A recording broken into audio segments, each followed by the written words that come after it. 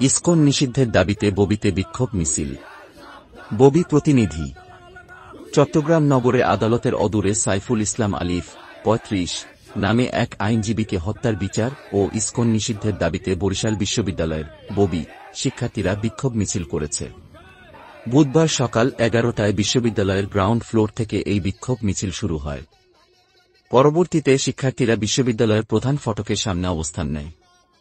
এ সময় শিক্ষার্থীরা ভারতীয় আগ্রাসন রুখে দাও, গুড়িয়ে দাও, উগ্রবাদের ঠিকানা এই বাংলায় হবে না, ইসকন সনাতন এক নয়, দিল্লি না ঢাকা, ঢাকা ঢাকা, দালালি না রাজপথ, রাজপথ রাজপথ, হিন্দু মুসলিম ভাই ভাই, ইসকনের রক্ষা নাই, সন্ত্রাসীদের ঠিকানা এই বাংলায় হবে না স্লোগান দিতে দেখা যায়।